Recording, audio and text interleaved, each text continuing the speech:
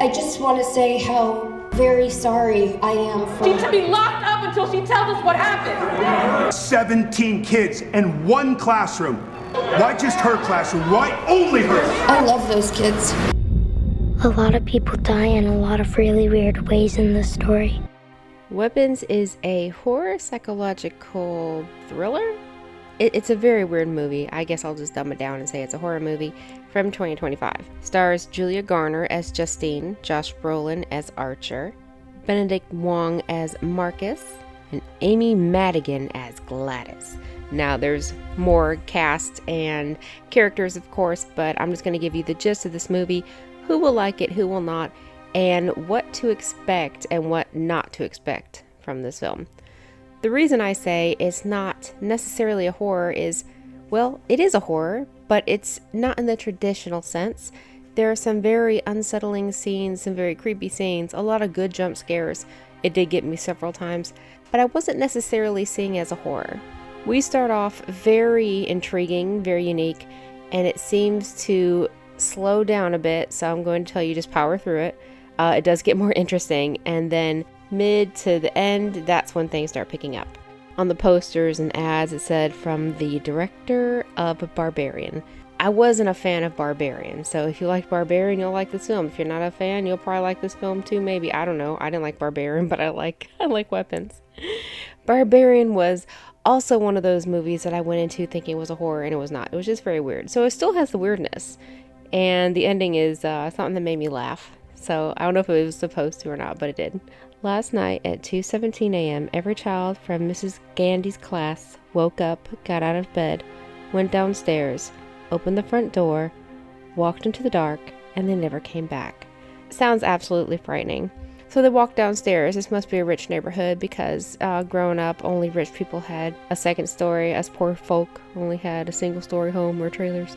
Children can be scary enough, but the way they run, it's not quite the way those dang TikTokers did for the, invade Area 51 thing, but they had their arms out. They all run with their arms out. This is their, possessed mode. We start off with a young child kind of giving you the beginning story about these kids disappearing, and then we go on through different sections, different chapters, with different characters. We have Justine and her ex, I believe. We have different people and their stories overlap. We are told children out of Justine's class disappeared except for this one boy named Alex. We skip ahead a little bit and the parents, the people in town, blame Justine. They're like, how come every kid from this woman's class just disappeared one night? So obviously she is really scrutinized. Understandable. Josh Brolin plays Archer. He's one of the parents whose child just up and disappeared.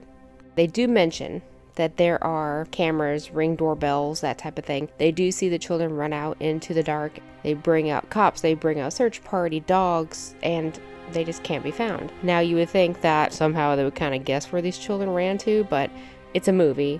If you think too much into it, you're not going to have a good time. Benedict Wong plays Marcus, who is Justine's boss. I believe he might be the principal in this movie. And Austin Abrams, he plays James. He is a homeless crackhead who is up to no good, but he sees the missing kids as an opportunity to make some money. Now, Amy Madigan, I know her best as Shanice from Uncle Buck, one of my favorite movies of all time. She plays Gladys. Now, I went into this movie totally blind. I did see a few photos of this woman, an older woman in heavy makeup and this weird red wig, and so I knew she had a part to play, but I didn't know what. She is a freaky character. I believe she will be an iconic character. One thing also that I will say that is, if you are expecting answers, don't.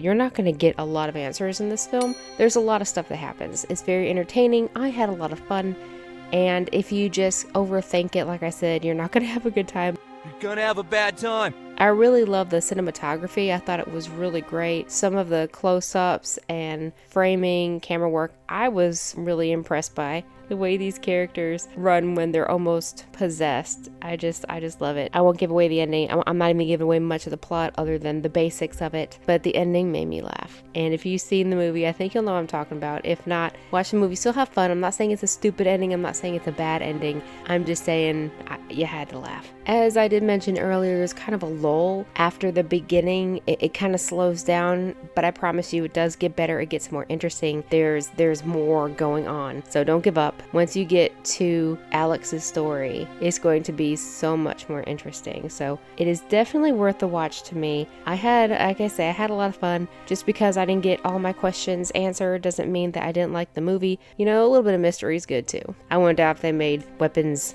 2 because it didn't make a big impact. I've seen a lot of people talk about this movie. I believe this is going to be just like Hereditary or Midsommar or even Barbarian. It's going to be one of those you like it or you don't like it type of movies. There are some really creepy scenes.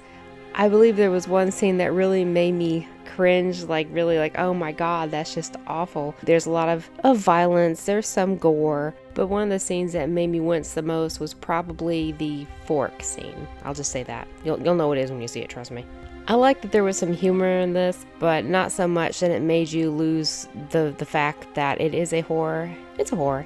I'll say it's a horror. I thought the acting was pretty good. Again, Amy's depiction of Gladys is something I think we'll all remember.